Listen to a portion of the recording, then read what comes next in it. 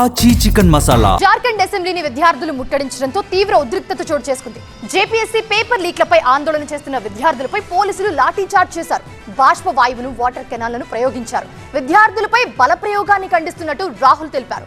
ప్రభుత్వంతో చర్చల ప్రసక్తే లేదు అంటున్నారు. ఇక విద్యార్థి సంఘం నేత దేవేంద్ర మహతో చర్చలకి ప్రసక్తే లేదని చెప్తున్నారు ఆయన.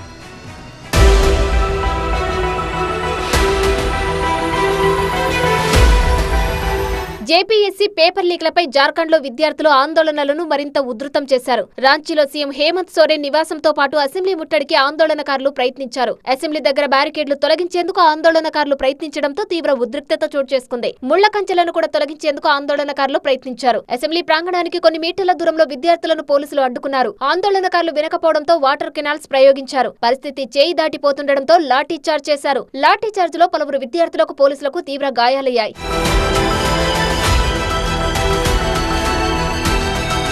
పేపర్ లీక్ పై దీక్ష చేస్తున్న విద్యార్థి సంఘం నేత దేవేంద్ర మహతోను స్ట్రెచర్ పై తీసుకొచ్చారు ఆందోళనకారులు. ప్రభుత్వం ముళ్ల కంచెలు వేసి తమ ఆందోళనలను అడ్డుకునేందుకు ప్రయత్నిస్తోందని మహతో ఆరోపించారు. ప్రభుత్వం అరాచకం సృష్టించేందుకు కుట్రలు చేస్తోందన్నారు. ఇది పాకిస్తాన్, బంగ్లాదేశ్ సరిహద్దు కాదన్నారు దేవేంద్ర మహతో. పేపర్ లీక్ పై సిబిసిఐడి విచారణ సరిపోదని, సిబిఐ విచారణ జరిపించాలని విద్యార్థులు డిమాండ్ చేస్తున్నారు. అంతేకాకుండా జేపీఎస్సీ ప్రిలిమ్స్ ను రద్దు చేయాలని కోరుతున్నారు. జార్ఖండ్ లో విద్యార్థులపై లాఠీ చార్జ్ ను రాహుల్ గాంధీ ఖండించారు. झारखंड के छात्रों के लिए मेरा मैसेज क्लियर है. We condemn any violence against peacefully protesting students.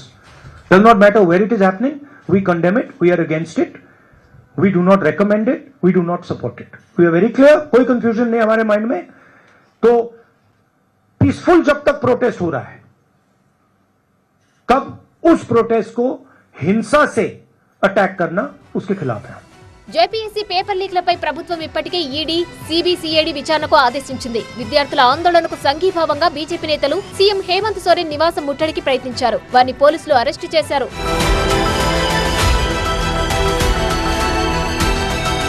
Paper లీక్లపై గత 17 రోజులుగా జార్ఖండ్ లో ఆందోళనలు చేస్తున్నారు విద్యార్థులు. విద్యార్థులతో జార్ఖండ్ ప్రభుత్వం పలు దఫాలుగా చర్చలు జరిపినప్పటికీ ప్రయోజనం లేకుండా పోయింది.